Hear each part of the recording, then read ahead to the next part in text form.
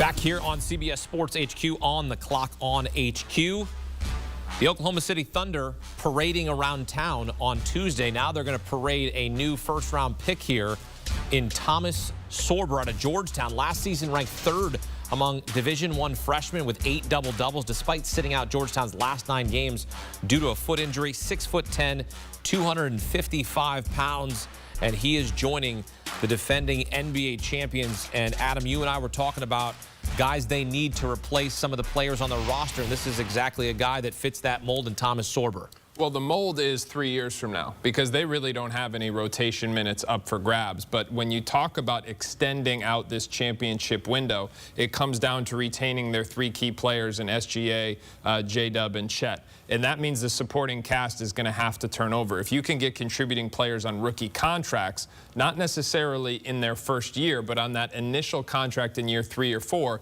then you've got a chance to stay under the second apron, which is key to having longevity. Sorber, I don't expect him to make a big impact next year, but he's tremendously long. He's got magnetic hands, and his rate of improvement in recent years has been absolutely off the charts. If he can keep that up, he'll be able to contribute in a year or two, and that ultimately is what OKC is looking for. That's exactly right. I've heard a lot of people look at OKC's roster and say, hey, what do they even need?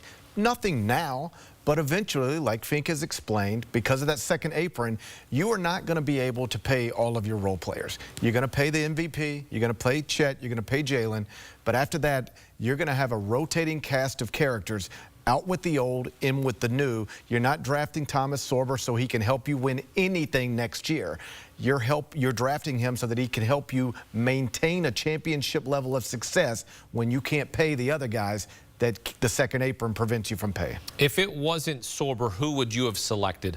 Well, someone like Liam McNeely's still on the board here. I was surprised that Yon Berija isn't in play here because he's an extreme athlete, rim runner, shot blocker, lob threat. Those would have been players that would have been on my board. Walter Clayton for the shooting, the floor spacing. I think those are 3 of the guys that I have at top of my list that are still available right now. All right, let's go back out to Avery Johnson, who is in Dallas, where they selected Cooper Flagg with the first overall selection.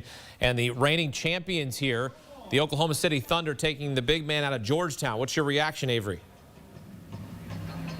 I agree with the guys. This is a long-term play because, when you look at Sorber, he should be focusing on not J-Dub, but Jalen Williams out of Arkansas because he's like the 10th or 11th man. He's trying to get more time. He was actually pretty hilarious at the Oklahoma City Thunder parade, even though he used some bad language. But again, this is a long-term play. When Hartenstein and those guys, you got to make a decision on whether you got to give those guys supermax contracts or if Chet Holmgren becomes, defensive player of the year, and that takes him to another level in terms of what type of contract that he can be offered in the future. You got to have your stockpile ready to go. So this is a 2 to 3 year play with a guy that they hope to develop, especially with this type of size. All right. Well, he says he's going to come in and do whatever is asked of him in Oklahoma City. So, look, that's what they need. They're just coming off an NBA championship. Thomas Sorber headed to Oklahoma City.